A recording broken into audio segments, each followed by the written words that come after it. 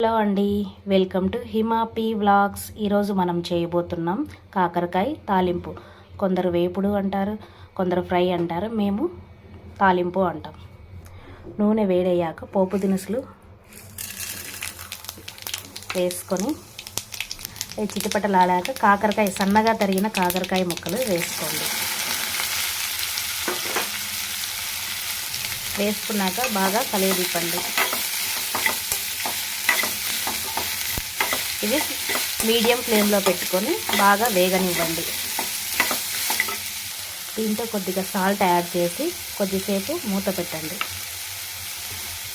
కలదిప్పి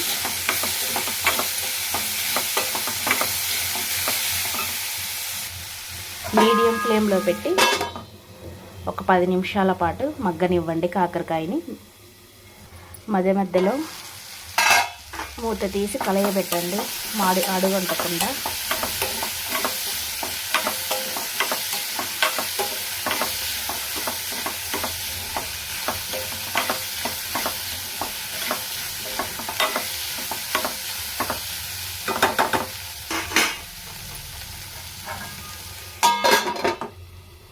ఒక 4 ఉల్లిపాయను సన్నగా తరిగి పక్కన ఉంచుకోండి.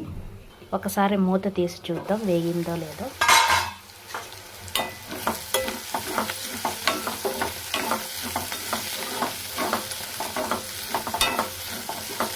కొంచెం వేగాలండి ఇది.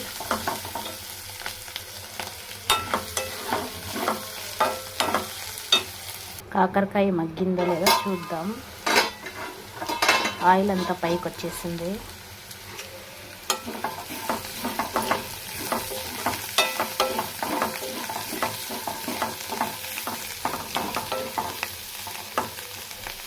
ఇలా ఒక కాకరకాయ ముక్క తీసుకొని ఇలా ఒత్తి చూడండి,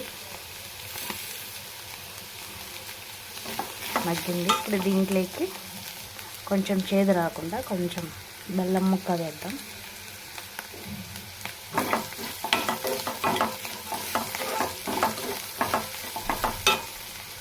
ఇప్పుడు సన్నగా తరుగుకున్న ఉల్లిపాయలు వేసి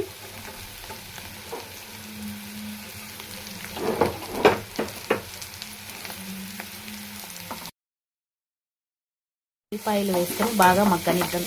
ఇలా చేస్తే చేదు ఉండదు, టేస్ట్ కూడా బాగా వస్తుంది ఉల్లిపాయలు ఎక్కువ వేయడం వల్ల.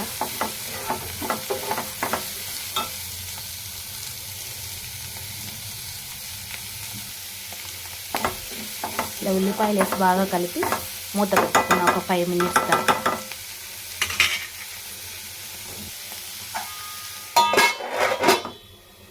ఉల్లిపాయ వేసుకున్నాం కదా, అది మగ్గిందో లేదో చూద్దాం.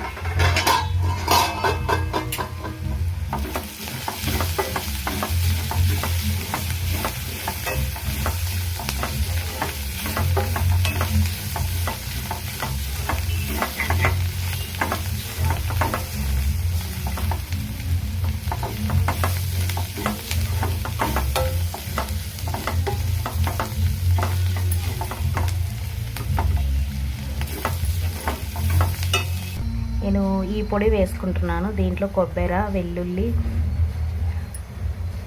కారం వేసి మిక్సీ పట్టుకున్నాను, ఉప్పేసి. ఈ పొడి వేసుకొని చాలా బాగుంటుంది కాకరకాయలకి. ఉల్లిపాయ బాగా మగ్గింది, ఇంక ఇప్పుడు పొడి వేసేసుకుందాం.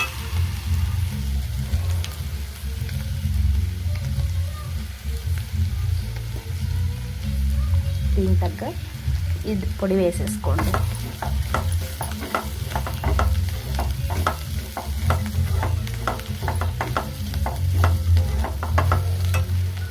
నాకు కారం కొంచెం తక్కువ అనిపిస్తుంది, నేను కొంచెం యాడ్ చేసుకుంటున్నాను కారం.